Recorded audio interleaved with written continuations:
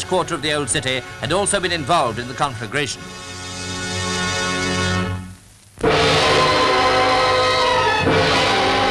The story of Gandhi's funeral is a story not only of immense crowds, but of the tremendous influence the Mahatma had over his countrymen.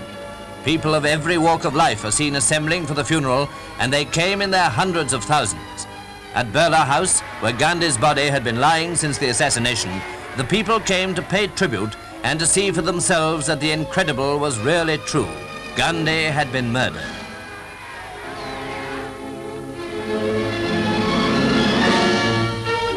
Grief was everywhere, for the whole land was in mourning. But here in New Delhi, the climax of sorrow was reached as Gandhi's mortal remains were borne out at the start of the funeral cortege. Lancers were among the 4,000 troops taking part as escorts, and to keep clear the 5.5-mile route to the Raj Ghat on the bank of the Jumna River. Following the bier and flanking the route were something over 1 million people, certainly an enormous crowd, yet it was only a fraction of the many millions who followed him in his lifetime. On the bier were Pandit Nehru, Sardar Patel, Sardar Baldev Singh and Acharya Kripalani. Lord and Lady Mountbatten with their daughters came on foot with sorrowing Indian friends to add their tributes. They reached the Ghat before the cortege arrived, for the procession, surrounded and accompanied by so vast a throng, took hours to make the journey.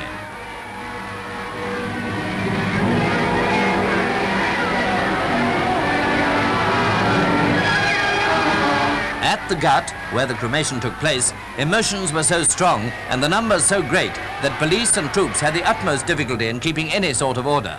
As more and more people arrived, those in front were pressed nearer and nearer to the pyre, and it's reported that the Governor-General and his party were seriously involved at one time in this extremely difficult situation. The cremation was carried out in accordance with custom and tradition, and however disturbing it may be that these scenes occurred, they are surely understandable. Gandhi was revered as a saint and as a liberator, and before all else, emotion held sway.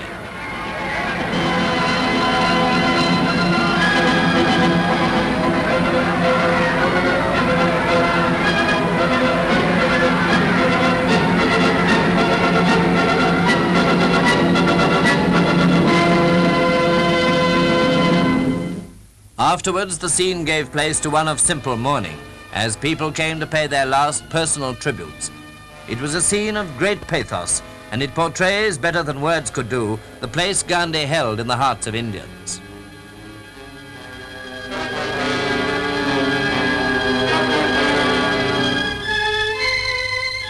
The final scene shows the collection of the ashes on the funeral pyre.